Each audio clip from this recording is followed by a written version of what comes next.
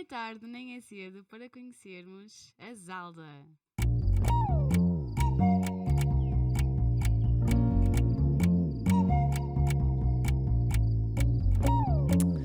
É tarde. Não, é cedo. Oh, É. é. Não é tarde nem é cedo. Para quem não te conhece, Zalda, fala-nos um bocadinho sobre ti. Eu ouvi dizer que tu não és um calhau qualquer, és uma esmeralda. Explica melhor isso. Epá, pois, porque o meu nome não é Zalda, não é? Zalda é alcunha, eu na verdade chamo-me Esmeralda e portanto isso foi o que uma senhora disse há pouco. Senhora é meio. Calma. Mas sim, disseram-me há pouco tempo isso, como forma de me puxar para cima, a fazer mais e a criar mais. Lembraram-me disso. Mas fala-nos um bocadinho, porque possivelmente vão existir pessoas que realmente nunca ouviram falar, outras que sim, que já são tuas fãs.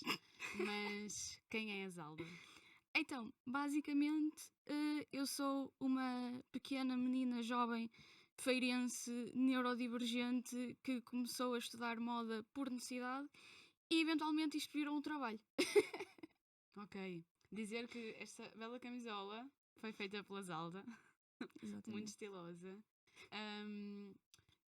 Eu já fiz algum trabalho de casa porque a Maria Miguel do podcast Varandita, que vocês deviam de ouvir, Props, Maria Miguel. fez-te uma entrevista muito fixe, onde eu já consegui conhecer-te um bocadinho melhor. E tu nessa entrevista falaste que as influências na tua vida, o facto de teres família ligada à indústria do calçado, que aprendi uma palavra contigo, gapideira. Gaspiadeira. Gaspiadeira. Eu nunca tinha ouvido falar Fez sobre cá? isso. Sim. Então, como é que. É por isso que eu estou a fazer esse podcast, que é para me conectar mais às minhas raízes. Ok. Mas sim, para quem não conhece uma gaspiadeira, Uhum. as gaspiadeiras são as pessoas que cosem o Não, calçado. não. Imagina, é o mesmo que costureira, só que na área do calçado. As máquinas são até parecidas, só que têm um cano alto para onde entra o. E aí eu osso, sei a quais são as corda e tal. máquinas. Pronto, é isso. Gaspiadeira. Interessante. Mas pronto, se tiveste família ligada à indústria de calçado, o teu pai é o mestre da bricolagem Exatamente. e seis tu. Como é que estas influências familiares te trouxeram até aqui? Então, essencialmente tudo começa muito por causa da minha família que sempre incentivou muito a criar. E eu sempre ouvi histórias do meu pai na primária que inventava muito com plasticina. Tipo, ele era daqueles que os professores punham a um canto a fazer outra coisa que não tinha jeito para a escola e ele criava imenso com a plasticina e assim. Portanto, acho que já vem daí. Dos meus pais. Depois, a minha mãe, sendo gaspiadeira, ela acaba também por ter um gosto pela parte da roupa e também foi por causa dela que eu comecei, porque ela já tinha uma máquina doméstica de costura em casa, então foi por aí que eu comecei a experimentar. E se não fosse por aí, eu se calhar não tinha começado mais com o foco do design de moda, porque eu já ia tendo algumas ferramentas em casa. Quando é que tu lembras-te do momento em que decidiste, ok, eu quero ir por este caminho? Bem, na verdade, eu lembro-me que estava, ainda antes de ir para o secundário, eu já sabia que queria design de moda, tanto é que eu depois andei à procura por um curso profissional de design de moda que havia aqui na feira, e eu cheguei lá para me inscrever e já não havia vagas. E por isso eu fui para artes visuais para a Serafim Leite, em São João da Madeira. E na verdade, ainda bem que assim foi, porque depois serviu para eu ter um bocadinho mais experiência nas artes em geral e depois realmente perceber que, ok, é mesmo isto, continua a ser isto. E depois. Isso é super interessante porque é um achismo, mas penso que a maior parte das pessoas jovens está um bocado à nora o tempo todo e só no 12º é que decide. Não, eu já sabia desde muito cedo. Até porque, lá está, eu já devo ter contado alguma destas histórias, mas eu em pequena, a minha mãe levava-me com ela ao mercado de São João para comprar a minha roupinha e eu não gostava de nada, não me sentia bem com coisíssima nenhuma. E foi por isso que eu digo que isto começou por necessidade, porque eu não gostava de nada, então se eu não gosto tenho de criar eu. E foi por aí que começou. Super fixe. Como é que é ter um negócio próprio? É muita dor de cabeça, sendo que eu literalmente sofro de enxaqueca já, Ixi. Portanto, mas também por causa disso, eu pessoalmente não me vejo de outra forma, pela questão de ser eu própria a gerir o meu tempo. Eu vejo isso como uma vantagem, sendo que pode dar para o bem como para o mal. Ou seja, uma pessoa se não sabe gerir o seu tempo Pois. vai dar asneira. Mas pronto, sabendo gerir essa parte, hum, eu diria que é incrível. Mas é aquela coisa, se não te mexes, não vais ganhar, não vais conseguir sequer sobreviver com isto. Tens de ter skills muito específicas para Tens- conseguir. sim. Sendo que não quer dizer que sejam skills tipo melhores do que as pessoas que têm um outro trabalho normal, mas são diferentes. Porque eu não me imagino num trabalho 9 to 5, Uhum. exatamente por eu não ter algumas dessas skills. É o que é. Sim, sim. Ahm, quando se é empreendedora, para além de tu seres designer de moda, o que é que tu és no teu negócio? Que skills Temos são tempo. essas? Então, basicamente, eu sou modelista, eu corto as peças, eu costuro, faço as ilustrações, tanto dos desenhos técnicos como das peças em si, como também as ilustrações que insiro depois nas peças. Ah, Estávamos a falar há um bocado que eu tenho o espacinho da fotografia no meu estúdio, porque eu também preciso de ser fotógrafa e de editar as fotografias e também vídeo, né? Uhum. Pá, que mais? Também tenho toda a questão do marketing, o que estávamos a falar também há um bocado sobre mandar e-mails. Sim. Também é isso, também se tira um tempinho do dia, todos os dias, para fazer esse tipo de coisas. Imensa coisa. Tem de ser. Arrasou. Ahm, consegues dizer-me qual é a parte mais incrível de ter um negócio e qual é aquela mais chata? É assim, se calhar a parte mais incrível que eu posso dizer agora não seria a parte mais incrível para mim se me tivesses a fazer essa pergunta quando eu estava, por exemplo, no secundário, que é falar com pessoas. Porque eu depois do secundário, e aliás, mais depois de estudar a minha licenciatura, acabei por desenvolver esta coisa de falar com pessoas e falar mais com pessoas e dar a conhecer. Um, e isso aí depois tornou-se a parte mais incrível, que é eu todos os dias conheço uma pessoa nova. Tipo, uma pessoa minha amiga que se teve comigo, ah, num dia está a falar para mim, passado uma semana eu já lhe estou a falar de outras pessoas novas que ela nunca ouviu falar na vida, e é assim a toda a hora. E isso para mim é a parte mais incrível. E sempre a receber pessoas no meu estúdio, sempre a receber mensagens de pessoas a conhecer pela primeira vez o meu trabalho, seja por isto ou por aquilo. É isso, é a parte mais Sim, incrível. deve ser incrível. Porque eu acho que também gosto disso. Mas eu sempre, quer dizer, não vou dizer que sempre gostei, também houve uma fase que não. Mas essa influência que temos das pessoas, o dinamismo, e depois quando conheces pessoas diferentes também aprendes. Exatamente. É por aí. É exatamente por aí. Sim. Porque depois, quando falo com essas pessoas, é tipo uma tarde inteira ali à conversa. E acabam por ser pessoas que chegam, se calhar, porque viram uma foto das minhas peças no Insta e de repente estamos ali uma tarde inteira e mantemos contacto. É E é isso. isso mesmo. E a parte difícil atualmente, já não é falar com pessoas, é o quê? Parte mais difícil é a questão de que, lá está, ao contrário de um trabalho, quando estamos a trabalhar para uma outra pessoa, que é quando chegamos a casa desligamos, no meu caso isso não existe. Está sempre on. Não. Estou sempre a pensar no trabalho e depois acabam por se misturar as coisas e depois muitas das vezes mesmo saídas para espairecer. De repente é um concerto onde está aquele artista que depois vamos a falar e de repente já sai ali um trabalho qualquer. As coisas misturam-se. Sim. Há muito esta mistura. Lá está. Pode ser bom, pode ser mau, mas essencialmente eu diria que é aquele aspecto de não desligar. Não dá para desligar. Eu admiro empreendedores por isso. Porque eu tenho um trabalho regular, 9 to 5, e já me passo. Uhum. E tenho tipo estes hobbies que também exigem de mim e já consigo perceber que é isso, é desafiante, tipo, atropela-te a mente a toda a hora. Portanto, imagino quando isto é o trabalho, admiro, é preciso uma resiliência ao stress.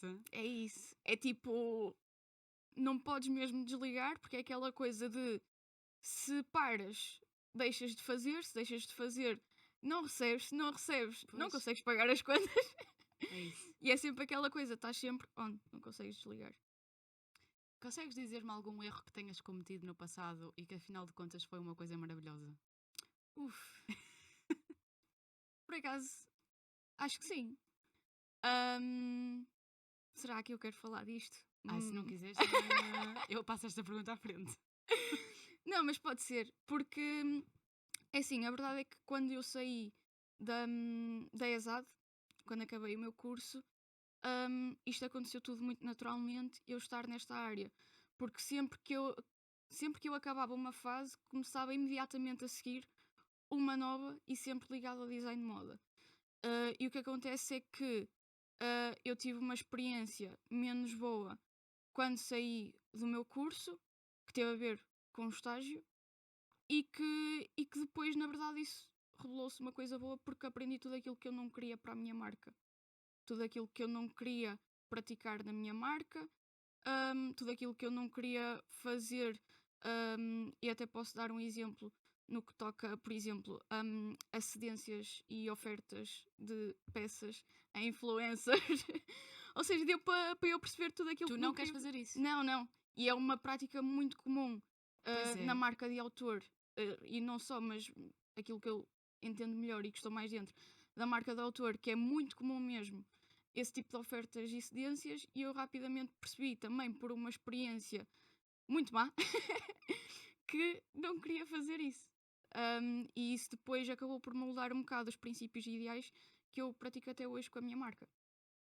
Já agora, quais são os valores da tua marca? Então, muito essencialmente, é toda esta questão de toda a gente tem o mesmo acesso às minhas peças, que neste caso, e falando deste aspecto, é comprando. Porque lá está, eu recebo muitas mensagens, demasiadas mensagens, de pessoal a pedir peças e fico do tipo, tenho uma marca, eu vivo a vender as peças. É muito Tipo, engraçado dizeres-me isso, porque para mim é tipo, não, ok, é um deal. Mas, faz sentido, não há cena de igualdade. é isso, é isso. É aquela questão de toda a gente está ao mesmo nível. Eu fazendo estas coisas desta forma significa que toda a gente está ao mesmo nível e não existe isto de alguém ter acesso às minhas coisas simplesmente por uma questão de status. Uh, não quero mesmo saber disso, não quero saber dos números de seguidores e cenas desse género, tipo, não interessa para nada. São só números. Sim. E depois, isso também reside na questão do meu público-alvo ser muito à volta de artistas, seja da área que for, são essencialmente criativos, pessoas que aspiram a viver da sua arte e por essa razão têm certos problemas, têm questões do seu dia a dia que acabam por ser sempre em comum, não importa as suas áreas, e acabo por explorar isso através daquilo que eu faço, não só com a roupa, porque é um bocado isso, o que eu faço não é só roupa, é por esta questão toda de comunidade e eventos e tudo aquilo que eu acabo por fazer no meu estúdio, que vai à volta desses problemas e questões dia a dia dos artistas. Uau. Estás aqui é uma fã. Tu achas que aquilo que vestimos é política? Tudo o que fazemos é política. De que forma que aquilo que vestimos é política? Então, por exemplo, a t-shirt que eu trago hoje, o dinheiro mata a arte, é uma forma de é uma forma de criar uma discussão à volta desta questão e que lá está. Na verdade, esta t-shirt surgiu depois daquela situação menos boa com esse tipo de cedências de peças, porque eu senti que não só que o meu trabalho enquanto artista não foi valorizado, como também não foi valorizado por outro artista que por ser de outra área ou ter outros números achou que se calhar estava mais acima, Uhum. acabando por se esquecer que também esteve no meu patamar. E isso acaba por ser uma forma de fazer política. Dizer aquilo que eu acho à minha maneira, tendo em conta aquilo que eu passei, e muitas das peças que eu faço é pegando em aspectos por aí. E por isso é que eu também, nas minhas redes sociais e em tudo o que eu faço, eu gosto de marcar bem a minha posição em relação a isso, porque realmente tudo é política. Eu faço questão de brincar bastante isso. E quem não gostar das coisas que eu partilho ou faço, pode muito bem sair. Sim, sim. Hum, eu tenho assim uma comunidade de amiguinhos que me ajudam a criar o guião. E houve uma amiga que me mandou uma pergunta que eu achei super interessante e que te quero fazer. Tem a ver com quando estás a criar as tuas peças, tu pensas na relação da roupa com o corpo? Ok, boa pergunta. Na verdade, depende do tipo de peças que eu estou a fazer no momento, porque eu tenho uma série de peças que são aquelas t-shirts mais baratas, com as minhas ilustrações, uma coisa não muito elaborada, não é? E acaba por ser uma secção de artigos que eu tenho, e depois tenho os outros artigos, que são aqueles bastante mais trabalhados, mesmo a nível de forma, estética, o que for. E depois nessas aí entra assim essa questão, sendo que eu tenho algumas peças que para elas acontecerem, para elas existirem, implica a experiência do usuário. Ou seja, eu tenho, por exemplo, uma peça que é uma mala que se transforma em colete. E eu adoro essa peça. Pronto, e eu tive de perceber como é que isso funcionaria no corpo, como é que se comportaria no corpo, até porque eu tenho de inserir ali alguns elementos para ela funcionar numa forma e noutra, sendo que ela é as duas ao mesmo tempo. Yeah. Ahm, e posso até dar aqui um exemplo de uma outra peça que eu tenho, que é uma capa que eu tive à venda numa loja, foi comprada e foi devolvida porque a cliente não sabia como é que era suposto usá-la. Ou seja, ela não sabia como é que funcionava essa questão da ligação da peça com o corpo, Yeah. que era literalmente aquilo que eu estava a tentar fazer com ela. Já não me lembro muito bem da pergunta, mas espero que tenha respondido Sim, qualquer sim, sim. coisa. Era a relação da criação da peça com o corpo. E respondeste sim. E ainda falando, já que estamos nesta questão de identidade, processo, valores, como é que te posicionas em relação à ultra fast fashion? Uf.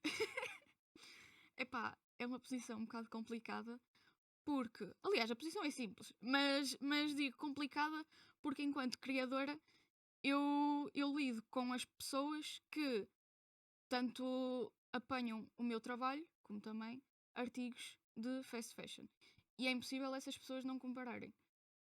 Então eu acabo por levar com certo tipo de comentários, muitas vezes sem maldade mesmo, mas é aquela questão de porque é que eu vou comprar aqui a este valor quando ali no shopping está em promoção a 2 € e não sei o quê. Yeah.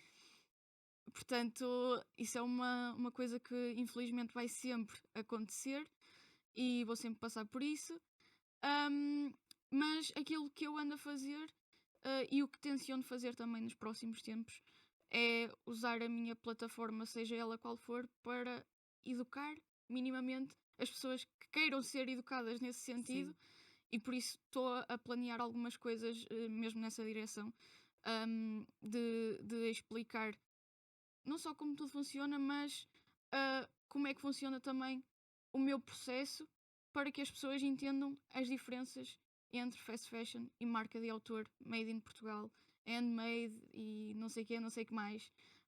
Porque pode ser que as pessoas vendo isso entendam por elas próprias, porque ninguém quer ser feito de burro. E de repente estou eu Sim. aqui a explicar: olhem, vocês deviam fazer isto porque. Pá, não, é mostrar o processo e deixar as pessoas pensarem por elas mesmas e por si só chegarem à ideia de que, ok, se calhar não é muito fixe isto do fast fashion. Deixa-me pesquisar por mais, deixa-me perceber. E agora estou a perceber isto e, ok, marcas de autor, deixa ver quais é que existem, deixa ver quais é que são as possibilidades. É por aí. Sim. Estavas a falar e eu estava a pensar que, obviamente, quando somos pobres é muito mais fácil, muito mais acessível, se calhar comprar coisas em lojas que é tudo bem barato. Uhum. Mas, portanto, quando o estatuto socioeconómico não permite, ok, tipo, é o que é. mas pessoas que têm alguma capacidade económica, ainda assim, de forma um bocadinho cega, continuarem a optar por aquela direção, vê-se mesmo que vivemos tipo alienados. Sim, é do E tipo. contra mim fala, atenção. E é do tipo, eu tenho clientes, opá, seja pobres, seja ricos, de várias zonas também, seja o que for, tenho uma grande variedade.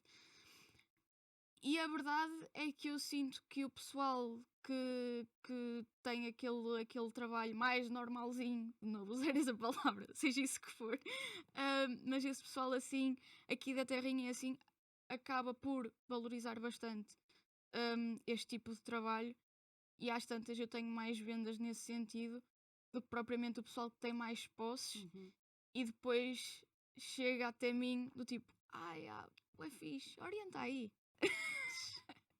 Portanto, por isso é que eu falo deste tipo de temas e é do tipo, isso acaba por não ser bem uma questão para mim, por causa disso, por eu ver esta questão também, este fator existir no meio desta questão.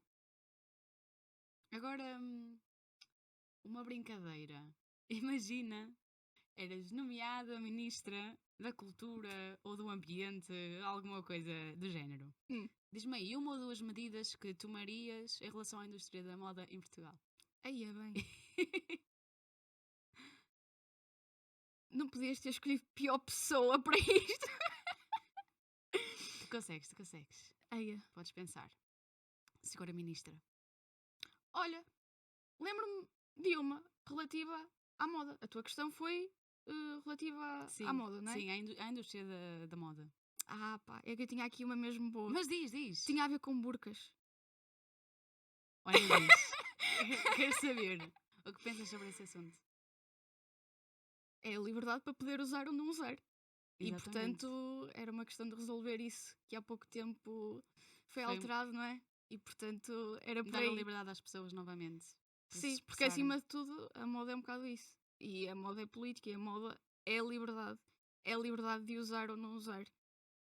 É isso. Gostei. Nós já exploramos um bocadinho o teu percurso, mas eu estou curiosa porque tu foste finalista do Portugal Fashion and Eco Design Bloom. Exatamente. O que é que foi isso? Como é que aconteceu? Então, como aconteceu, eu acho que é engraçado de contar, porque na verdade eu ainda estava a terminar o meu curso de design de moda e antes de terminar eu acabei por ter esse meu primeiro desfile no Portugal Fashion, antes de ter acabado o curso. Foi uns dias antes e basicamente quando entramos na ESAD, especialmente em design de moda, não sei como é que é nos outros cursos, mas em design de moda quando entramos já sabemos que no terceiro ano a coordenação do curso vai selecionar, não sei se agora é assim, no meu tempo era. No meu tempo, há muito tempo, era assim.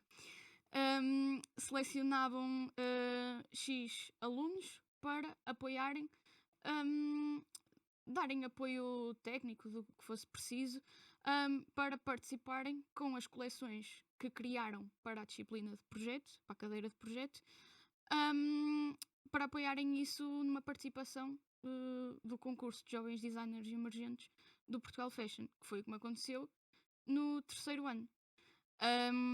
E portanto fui selecionada e tive esse meu primeiro desfile, o primeiro do Portugal Fashion, depois tive outro. E foi uma experiência muito fixe, especialmente porque isto foi durante Covid.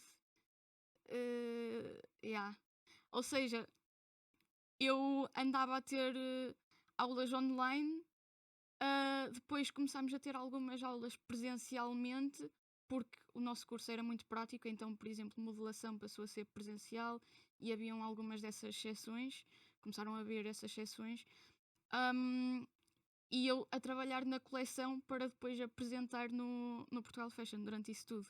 E eu lembro-me que estava imenso calor naquele dia e depois nós estávamos todos de máscaras e ferros de engomar e tudo ali. Estava muito calor. Lembro que estava a pingar suor naquele dia. Mas foi uma experiência muito fixe. Então tu fizeste um outro desfile já fora do contexto da ESAD? Sim. Depois, imediatamente a seguir a essa primeira participação, eu fui estagiar para uma marca E depois, quando eu saí de lá, foi quando eu disse que ia levar a 100% a sério a minha marca. Porque se conseguia fazer o que fazia para outros, mais valia tentar aquilo por mim e ver no que é que dá. Se não desse nada, tentava outra coisa. Eu tinha 21 anos, portanto, estava à Yeah. vontade.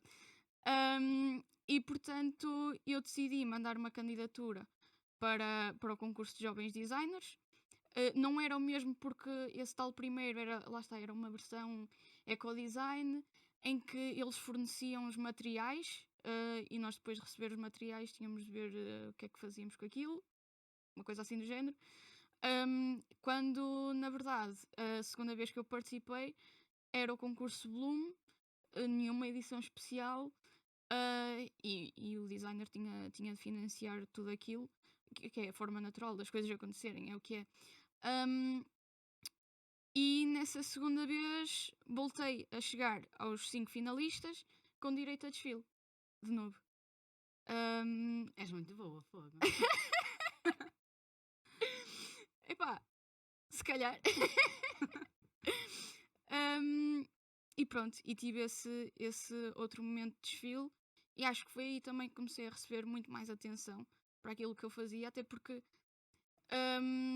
lá está, marcou o facto de eu começar a levar muito a sério a minha marca e começar a investir mesmo a sério para isto e decidi é mesmo isto que eu vou fazer. Então por isso gerou mais atenção e também porque eu vi aquela oportunidade de uma outra forma, que é bora aproveitar estes recursos todos que me estão a dar, porque apesar de não financiarem os materiais, eu naquele dia tinha modelos, tinha cabelos feitos, tinha maquilhagem, tinha a alfândega do Porto à minha disposição. Yeah. E portanto, eu tinha a hipótese de levar, acho que eram 5 pessoas comigo, 4 ou 5, e eu levei os meus amigos com câmaras e luzes e cenas e fizemos toda uma sessão de fotos ali.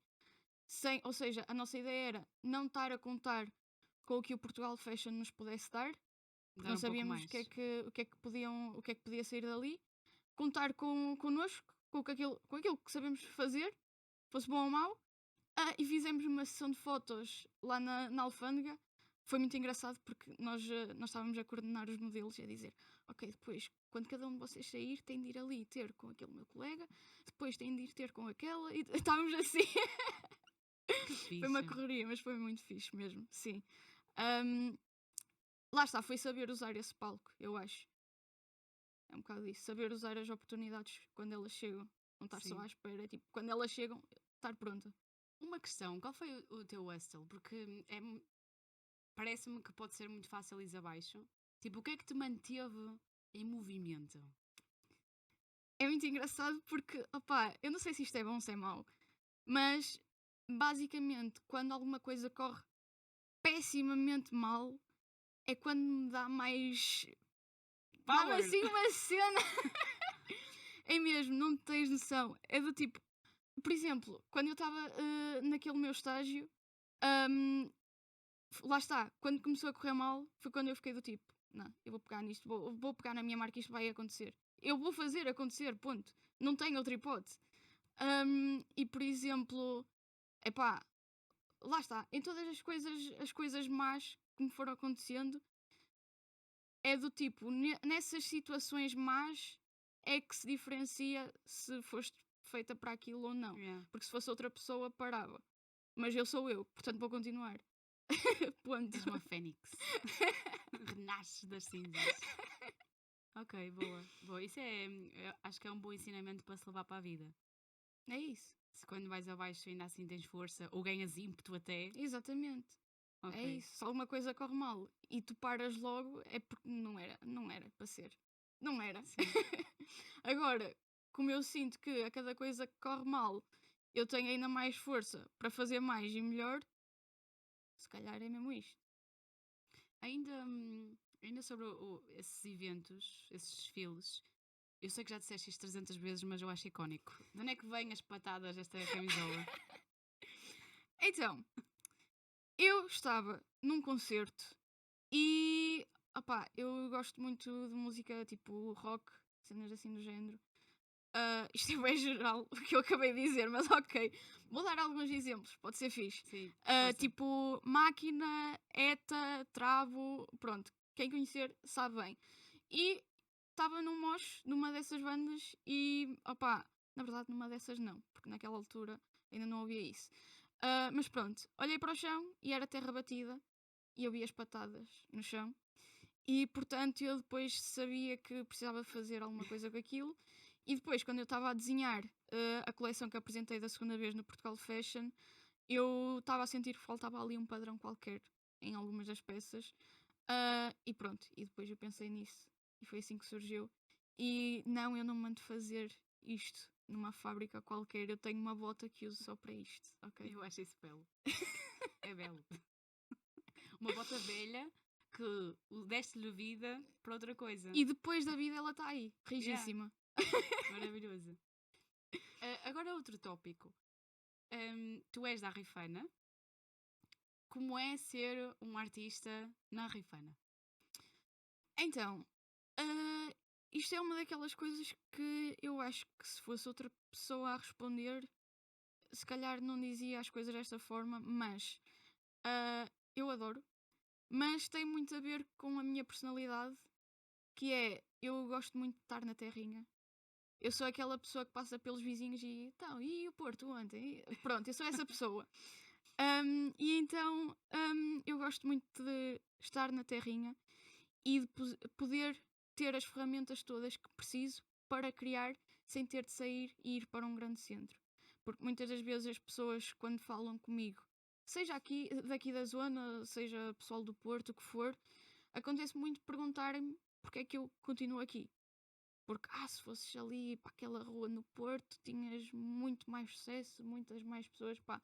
Não, ainda há muita coisa para fazer aqui, eu gosto de estar aqui, eu tenho as ferramentas todas aqui, mesmo materiais e tudo, eu vou sempre comprar localmente aqui na zona, seja a Rifana, seja São João, o que for, mas é aqui. É isso, ainda há tanta coisa por fazer aqui, ainda há tanta gente aqui, há tantos projetos aqui, porque é que eu haveria de ser mais uma a ir fugir e ir para uma grande cidade e ser mais uma que fugiu para a grande cidade? Não vejo essa necessidade. E é isso, é uma questão de perceber que há aqui um ecossistema que ainda está à espera de ser explorado e eu não tenho problemas de ficar por aqui para explorá-lo. É isso. Obrigada. Obrigada, porque eu penso como tu. E é por isso que este podcast também existe, que é valorizar esta riqueza que existe tão perto de nós. Não temos que ir para longe. Mas eu tenho muitos amigos que desdenham. Nem sequer dizem, eu não sou de Moselos, sou de Porto. Eu não suporto Moselos. isso. Eu não suporto isso. Eu em todo lado digo, eu sou da Rifana Santa Maria da Feira, eu como fogaça. Sim. Eu acho que falta mais isto. Sim. Nas pessoas que me rodeiam, pelo menos. Não, mas é uma cena geral mesmo. E depois é aquela coisa, até te posso dar um exemplo. Ainda há pouco tempo eu estive num festival com a minha marca e tinham lá outros artistas e eu perguntei, então, e tu és de onde? Sou de Santa Maria da Feira. Não o conhecia de lá nenhum. E ele era meu vizinho, depois fomos a ver, é quase meu vizinho, ali em Arrifana. Não. Isto é de loucos. Ou seja, tipo, eu mesmo estando aqui, nem sei bem... existe tanta coisa. Claro. É um bocado por aí. Sim. As senhoras lá da terrinha e os senhores vão ao teu estúdio? Vão. Vão. E tenho até histórias engraçadas que, aquilo onde eu tenho o estúdio também é muito perto da minha casa e toda a gente está, toda a gente se conhece. É isso, é a terrinha. E portanto toda a gente sabe que a rapariga que está ali é a neta da não sei quem, Sim. é a sobrinha da não sei que mais. E depois tenho, por exemplo, a minha madrinha, ela mora por cima, na verdade. E então sempre fala com alguém, a minha sobrinha ela faz isto e aquilo, anda a ver, anda. É sempre assim, estas coisas. E depois, por exemplo, muitas das vezes chegam lá pessoas que são assim um bocado mais fora. Tipo, claramente não são daquela zona. Ou vestem-se de forma diferente, cabelo de uma cor diferente, ou o que for. E os vizinhos já estão super ok com isso. Adoro aquilo. E quando faço eventos lá no estúdio, eles vão lá ver, perceber o que é. também já aconteceu eu estar a gravar lá dentro do estúdio e eu esquecer-me de baixar as persianas e de repente eu olho para a janela, está lá uma senhora assim e depois eu olho para ela faz-me assim. Portanto é isso, era uma coisa que estava ali em falta, não havia nada daquilo, nada acontecia ali e de repente isto aqui dá, não sei, dá qualquer coisa ali àquele sítio e as Sim. pessoas gostam, acham piada.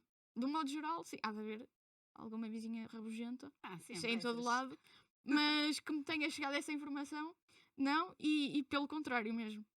Que bom. Fala um bocadinho dos eventos que acontecem no estúdio. Não é só fazer roupa? Não, não é só sobre roupa, é sobre a cultura. É assim, ainda há pouco tempo, foi no ano passado, fiz o aniversário da marca, hum, teve lá imensa gente. A cada evento que eu faço, noto que vem cada vez mais pessoas. E aliás, cada vez mais pessoas de outras zonas, ou seja, do Porto, que se deslocam de propósito aqui Belo. no meio do nada para vir a Santa Maria da Feira, a Rifana, a ver um evento de uma marca de roupa, de marca de autor super aleatória aqui. Belo, belo. Sim, acho isso incrível. E depois o que acontece é, como o meu público-alvo é muito à volta dos artistas, como já falei aqui, o que acontece aí é muito engraçado, que é, eu faço eventos para que as pessoas não só simplesmente apareçam, ou simplesmente comprem, ou o que for, mas que apareçam e fiquem. A minha ideia é que fiquem lá por um bocadinho.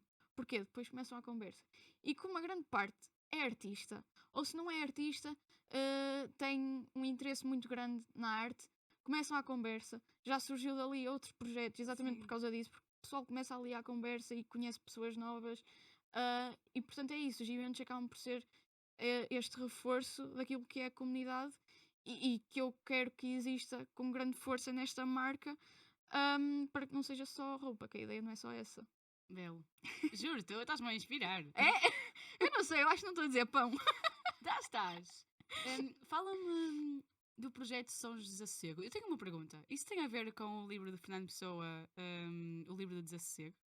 Isso é uma excelente pergunta. Tem a ver, Ok. e tem a ver com uma outra coisa também. Então, só para dar contexto, Sons de Desassossego era um projeto em que eu recebia artistas no meu estúdio e com um grupo de amigos nós gravávamos e captávamos o som de uma live. Era como se fosse uma amostra daquele artista emergente. Captávamos isso tudo, fotografias, todo esse conteúdo era feito à volta desse dia de gravações. E depois lançávamos o episódio completo dessa atuação. O que era muito fixe para mim, porque tinha pessoas que eu gostava da arte deles, e eles vestiam as minhas peças, ou seja, tinha alguém com que eu me ligasse a Sim. usar as minhas peças, ao contrário daquele método de cedência e oferta das Sim. peças a artistas só porque têm números, ou seja, isto era esse meu combate a essa questão. E era bom para os artistas porque conseguiam ter uma amostra daquilo que fazem. Muitas das vezes, para conseguir concertos e assim, tinham este tipo de amostra para dizerem: olhem, é isto que eu faço, querem, não querem. E depois, para todos os outros envolvidos, era esta questão de terem portfólio, serem pessoas que gostavam de criar mais nesta área para depois surgirem outras oportunidades e eventualmente viver disto. Lá Sim. está, público-alvo e também o pessoal que faz acontecer tudo o que está ligado à marca é muito isto, pessoas que aspiram viver disto de alguma forma. E pronto, e isso era o Sons de Desassossego. O nome vem, sim, desse livro. Vem também do facto de eu me sentir desassossegada com tudo isto que eu via na altura, em especial dentro deste tema, das cedências de peças. Bem daí, e também, fun fact, o café que está a meio caminho entre a minha casa e o meu estúdio é o Café Sossego. Ok. Então, pronto, yeah. E este projeto é os Sons do Desassossego. Pronto, Ok. vem daí. Belo. E disseste-me, out of the records, que terminou o projeto e vem aí outro. Exatamente. Já podemos saber ou ainda não? Podemos sim. É. Aliás, quando isto for para o ar, já saíram coisas desse projeto, Ok. portanto. Porque, na verdade, o Sons do Desassossego foi selecionado pela Fundação Gulbenkian e Teatro Dona Maria II de Lisboa para ganhar uma bolsa, formações e mentoria. Foram imensos meses de formações, mentorias, etc. E retirei dali muita coisa e essencialmente retirei o facto de as pessoas não comunicarem, e eu não tenho problema em ter essa iniciativa e ser eu a pessoa que vou lá e falo, e se não quiserem saber, está tudo, ao menos eu fiz a minha parte. E essas formações incentivaram-me a isso, até porque nessas formações eu percebi não, disseram claramente que era engraçado que, como numa terra tão pequena, existe exatamente o mesmo problema que uma grande Lisboa, que é a falta de comunicação. Ou seja, é geral das pessoas mesmo. E portanto, a partir daí, comecei a gerir os próximos projetos, pegando nessa ideia de vamos falar, seja o que for que vá sair daqui, bora falar, até pode nem sair nada, mas vamos perceber o que é que dá para fazer aqui. E depois, além disso, com esse projeto, com esse programa, aliás, eu percebi que se calhar aquilo que estava a ser feito com Sons do Desassossego não era aquilo a que eu me propus no início, que é, com o tempo, a moda acabou por ir sendo esquecida naquele projeto. E aquilo que foi o motor para acontecer, seja com as roupas, seja com o espaço, com todos os outros elementos que estavam diretamente ligados a mim ou à minha marca, foi sendo esquecido. E portanto, com este término do projeto, eu peguei nisso e percebi, ok, então bora fazer uma outra cena que agora sim responde àquela primeira premissa do projeto, tendo em conta os problemas que vi que não consegui resolver ao longo do projeto. E portanto agora estou a começar, em específico, este aqui, que é claramente em seguimento do Sons do Desassossego, que é um projeto em que eu falo com artistas, neste caso está mais direcionado para o rap, porque eu quero que tenha um foco muito grande na letra das músicas, e então, por consequência, acaba por ser mais pessoal do rap. Entro em contacto com esses artistas, também porque tenho vários amigos muito direcionados para a área do rap, e portanto é muito fácil para mim nesse sentido. Combinamos gravar um visualizer, eu trato das gravações e edição de vídeo, tal como eu fazia também com a edição de vídeo do outro projeto, portanto não tenho problemas com isso. Fazemos um visualizer, ou seja, simplifico a coisa, é simplesmente um visualizer de um som, mas consigo dar muito mais atenção àquilo e focar na questão da roupa. Depois, a parte da letra tem, de alguma forma, ligações com os valores e ideais da marca. É este o ponto principal. Por exemplo, o primeiro convidado, que o vídeo vai sair nesta próxima semana, portanto quando isto sair, já saiu o vídeo. Ele na verdade fez uma música de propósito para isto, e fez a música à volta da questão é sobre a cultura. E portanto, Quem é o bacana? Snazzy B. Eu por causa da Maria Miguel conheci-o. Ganda mano. É isso, por causa da Sim. Maria Miguel, que isto faz uma ponta aqui, que é, lembras-te daquela toda a questão que eu falei da comunicação, a falta da comunicação? Sim. Pronto, porque muitas das vezes estamos num sítio e queremos criar um projeto e criamos sem tentarmos perceber o que é que já está a ser feito à volta. E que se calhar, muitas das vezes, ganhamos mais se nos juntarmos àquela outra pessoa que já o está a That's fazer it. do que só começarmos um do zero e, epá, não há necessidade disso.